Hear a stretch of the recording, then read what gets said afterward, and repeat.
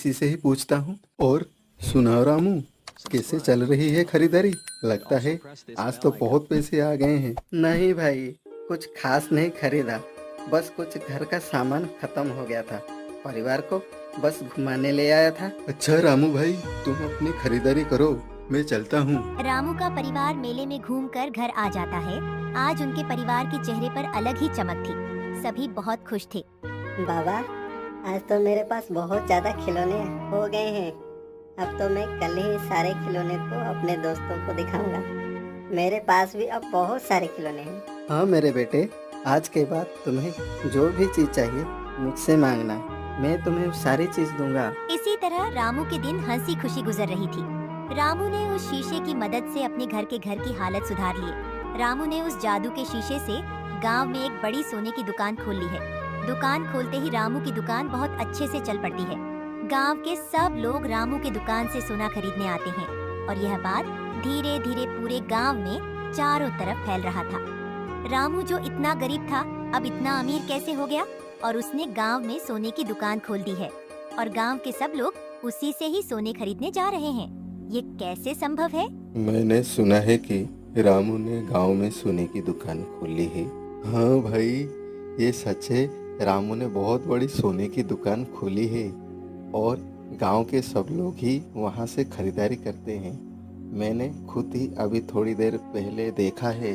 अच्छा, तो ये रामू के पास इतने पैसे आखिर आए कहाँ से? ये तो मुझे नहीं पता कि उसके पास इतने पैसे कैसे आए। वैसे इस वक्त तो मुझे भी पैसों की बहुत ज़्यादा ज़रूरत है। कोई छोटा सा कारोबार खोलने की सोच रहा हूँ, लेकिन पैसे लाऊं कहाँ से? तो तुम रामू से कहो ना, वो दिल का बहुत नेक इंसान है, वो तुम्हारी मदद जरूर करेगा। हाँ, तुम ठीक कह रहे हो। मैं एक बार रामू से जरूर बात करूँगा। रामू के बारे में बातचीत कर रहे होते हैं कि रामू उधर से ही गुजर रहा था। दूसरा आदमी रामू को बुलाता है। रामू भाई, हमने सुना है कि आपने बहुत बड़ी सोने की दुकान खोल रखी है।